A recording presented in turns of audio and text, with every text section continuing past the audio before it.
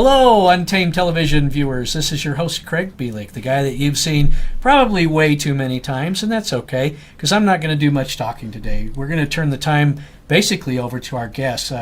It's really nice to have Laura with us today. This is Laura Wall with the Alzheimer's Association. I know Laura a little. Hello. And we've worked on a couple projects together and all that, and you're because she's a wonderful person and she's full of information. She's bursting with information. It's just like spewing all over everywhere. It's really good. That's great. And we're here to talk about Alzheimer's. And you out there probably think you know a lot about Alzheimer's, but you probably don't. Is that correct? I think that's true. Yeah. It's one of those conditions that has not been talked about a lot. It's sort of been a hidden disease because it comes with a lot of embarrassing and awkward behaviors. But you know what?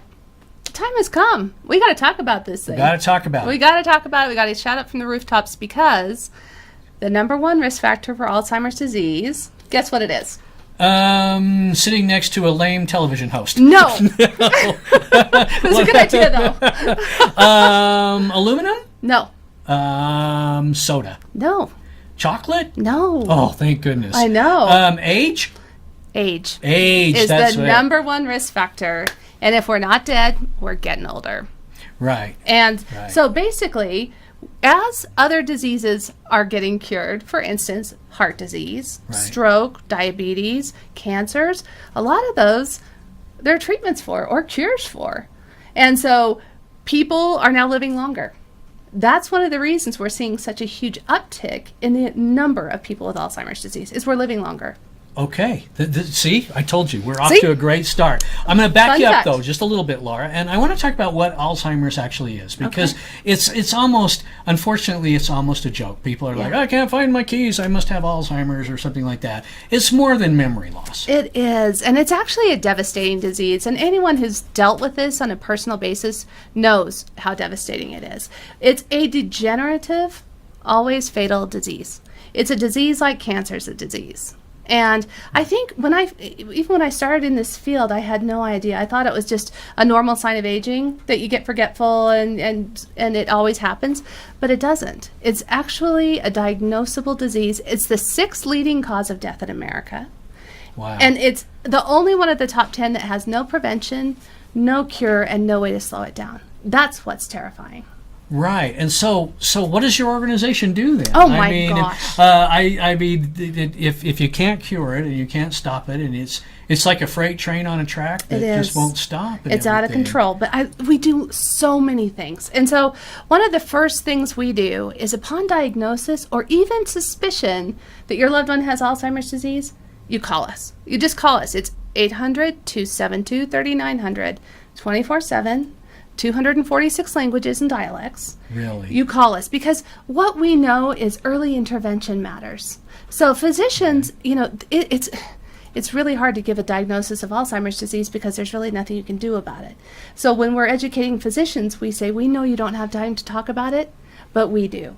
This is all we do, is talk about Alzheimer's disease. So, upon suspicion, and what is suspicion? I mean, what are the early signs and symptoms?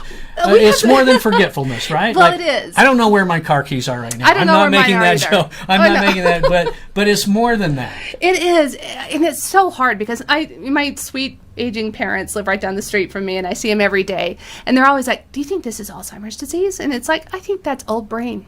Mm-hmm. Old brain is a real thing, right? Mm-hmm. So if you forget where your car keys are, it's probably because you've got so much information going into your brain every day. We've got texts, we've got emails, we've got voicemails, we've got interviews, we've got a billion things going on, and we forget stuff, and that's okay. If you forget where your keys are for, that's a problem. Oh. Okay. I'll test my mom sometimes. I'm like, okay, she'll say, oh, I lost this thing. I lost my car keys. Well, Mom, what's it for? Well, it's for my car. What color is your car? Oh, my car's red. Where's your car? It's in the garage. So when those can't be answered, that's when you need to start wondering. Or if you go home for the holidays, like for Easter, if Mom suddenly can't remember how to cook a turkey or can't remember how to make that famous potato dish, and she's always made it your whole life, that's a warning sign. And so it's things more than just slight forgetfulness. We're all forgetful, and I I'm really forgetful sometimes. It scares me to death. But but the other thing is on alz.org, which is our website, there are 10 warning signs. You can take a little cognitive assessment right there online and see if those are problematic things for and you. You or could give your it to family. someone you suspected, right? You can. Sit down and say, Mom, let's talk about do this together. Yeah. Now, the other thing you're going to encounter is a lot of resistance. Nobody wants to hear they have Alzheimer's disease or dementia. It's an awful diagnosis. But what we know, if there is a suspicion, if there is a confirmation, it's so important to sit down and talk with somebody at the Alzheimer's Association, because we're going to help you. We're going to help you talk about the disease, how it progresses, what to expect next, and then more importantly, how to build your support structure, because this person, if they live long enough, will become completely reliant upon you. So we've got to get the neighbors involved. Let's get the church folks involved. Let's get your friends and your family all involved in this conversation. And another really important thing is, what does Mom want to have happen to that china? Or the grandfather clock? Who gets that? And as the disease... Or the grandfather. Or the grandfather. That's right. But as the disease progresses, Grandma's going to forget that she said Craig is going to get the sterling silver. And so... There's going to be problems. There are problems. And so we want to get the families involved from the very get-go. Let's sit down together. It's a very difficult conversation, but a critical conversation. And in my home, with my mom and dad right down the street, we talk about it a lot. And I'm so grateful that they're open to talking about it, because, we worry. And I'm so happy to know what they want to have happen, what the next steps are going to be. And so many families, I think, are afraid to have those hard conversations. Laura, I know a lot of caregivers find themselves not only physically strained, but financially strained. And I know there are people that try to check into taking the family leave, from their work and those sorts of things. I can't remember what it's called. FMLA, I believe it's called. Anyway, do you guys have advice on that? Do you?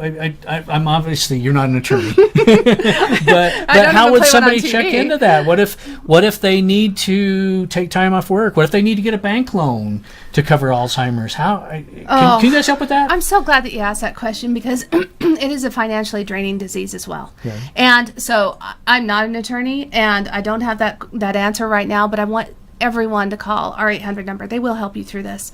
800-272-3900 with all of these questions, because we do have trained staff who can help and advise and sort of guide you through the morass of what you've got to do. And I think there's no better resource. You can also jump onto alz.org and just type in our search function for legal fees or FMLA and see what comes up. Mm-hmm. If they don't have it, call that 800 number and we'll help. That's great advice. I want to back you up also and ask you a question about comforting Alzheimer's patients. I mean, if I'm understanding it okay, it's okay when Grandpa forgets Grandma's birthday. It's just not okay when Grandpa forgets who Grandma is and can't remember for weeks on end, right? That sort of thing. So what do you do? A friend of mine told me about an Alzheimer's patient that missed her dog, and obviously they can't bring the dog every week, or maybe she's remembering a dog from 10 years ago or something like that. How do you help this person? I think this is one of the weirdest things, the hardest things to comprehend about this disease. We don't know how the brain is going to degenerate, but it does. And it can happen hourly, it can happen weekly, it can happen monthly or over years. But there's a really amazing TED Talk. And I hope I can say TED Talk on TED this Talk? shows. Yes. Yeah, say it 10 times. I'm going to say TED Talk. TED Talk. But it's actually by a woman who teaches at Utah State University up in Logan. Oh, yeah. And her Local. name is Dr. Beth Fouth, F-A-U-T-H. Okay. And it's called How to Find Joy in an Alzheimer's Reality. And the thing about this 10-minute TED Talk, seriously, is it will shift your paradigm. And so instead of trying to get Mom to calm down about the fact that the dog food is not right for the dog, we just now need to enter into Mom's reality. We can never bring her back to ours. We now need to go to hers. And so, for instance, I was speaking to a gentleman the other day whose dad is really missing his cows. He's been placed in a senior living facility, and he was a farmer, and he loved his cows. Who's taking care of my cows? Where are my cows? Yeah. And the guy was like, what should I do? And he said, I saw a mural at the store the other day that had like a window with draperies and then some cows out in the distance. Should I go get that? I was like, absolutely. Yeah. Go get it, put it on the wall in his senior living facility, and talk to him about the cows, because he doesn't know the cows aren't there. If he sees the cows, he will be comforted. So one of the things I like to say is acknowledge and then distract. So it's very much like dealing with a very small child, right? I have to have the blue cup. Okay, sweetheart, here's your blue cup, and now let's go play with jacks or dominoes or whatever it is. You acknowledge and distract, because the Alzheimer's patient isn't going to remember. The other key thing that Beth is going to tell you, and I love this, because this in the TED Talk. In the TED Talk, Beth Fouth. This is the most interesting thing. She said, let's make an agreement that we never tell somebody with dementia or Alzheimer's disease that they are that their loved one has passed away and that they're no longer living in their home. Because what you've done is every single time you're giving them the worst news of their life over and over again. They're not going to remember, right? And so she says, so if they're feeling lonely, just sit down with them. And if where's my husband? He's supposed to be here to pick me up. Well, why don't we write a letter to him right now, and sit down and physically write a letter to him right now? Who cares? Put a stamp on it. Put it in the mail. Doesn't matter if it doesn't go anywhere, but it's comforting that person. And I had another lady who said her dad had always been ferociously in charge of the finances and was so upset when they took his checkbook away. And I said, well, why don't you go to the bank and ask for a blank checkbook with no numbers, no bank, nothing, and let him write his checks. Right. Because it doesn't matter. We can't scold him back. We can't hope him back. We can't pray him back. We just need to comfort him where he is. Just let it go like that. Enter their reality. And that's what Beth Fouth will teach you. And it's a 10-minute TED Talk. Sorry, Beth, if you didn't want me to tell the entire universe, but I just think you're fabulous. Too bad. But it's just, it really shifted my paradigm completely. And I think everyone needs to hear it. I'm going to stop you right now, because here's the thing. If you guys out there are watching, the one thing you need to take away from this conversation is that the Alzheimer's Association is here. They're here to help you. They're accessible. This is what they do. You don't have to go through this by yourself. And not only that, but it is free.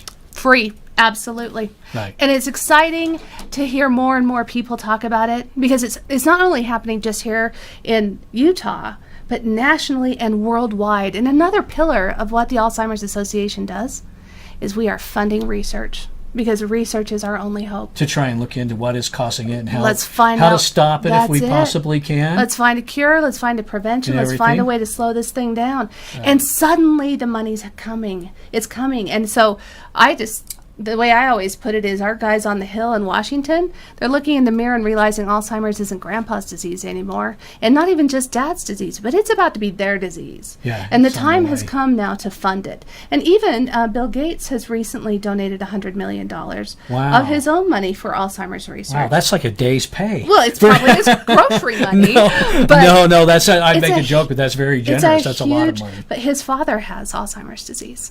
Wow. And so he's saying, I'm not going to fund research that we've been funding for 50 years. We're really looking into this, but he's going to fund new research, and that's exciting. He's going to go find those young investigators who are sitting in laboratories right now at the universities right here in Utah and around the country, and he's going to reward them for their brilliant ideas. He's going to figure it out. It's so exciting that he's come on board now, because it really does lend gravitas to what we're doing. So that's another thing we're doing. We do a lot of advocacy work. So we are always pushing our legislators to talk about Alzheimer's disease. It is the most expensive disease in this country.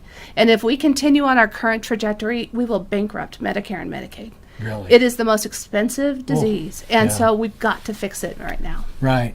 You touched on this, Laura, and I thought this is a point worth reviving, that as tragic as Alzheimer's is to the person who's going through it, there are probably at any given time between 5 and 50 people surrounding them providing care. Yes. Or, coming up with resources right out of their pocket to take care of this person or something like that.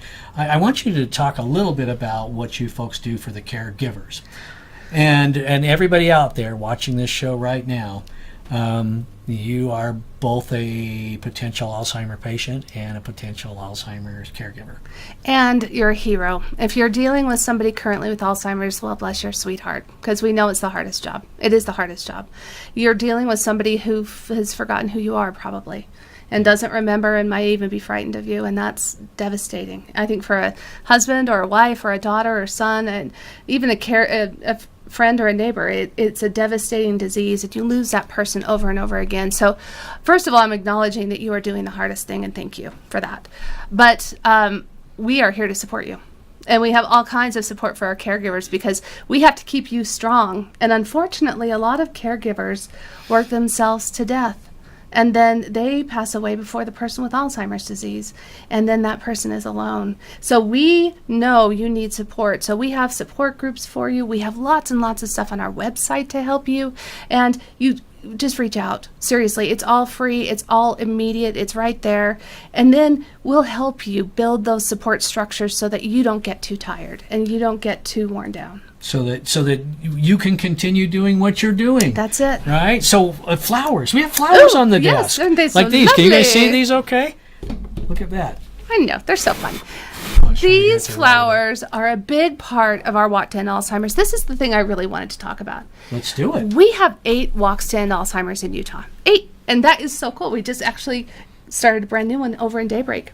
So, oh, wow. I know. Wow, there you go. But we have one right here in Ogden and one in Davis County at Farmington Station. And these are free for everyone to come to as well. We want you to sign up a team. If you're dealing with somebody with Alzheimer's, start a team in their honor. If you've lost somebody, start a team in their memory. And you go to alz.org/walk. And it's so simple. It'll walk you right through it. If you have any problems, you can call me, because I actually live within that computer system and I can deal with it. But She'll help you. I will, and I'm really nice. But when you come to the walk, everybody gets a flower, and each color represents a different relationship with the disease. So for instance, if I'm carrying a purple flower, that means I've lost someone to Alzheimer's disease. If he's carrying a blue flower, that means he's got the disease. He's got dementia of some kind.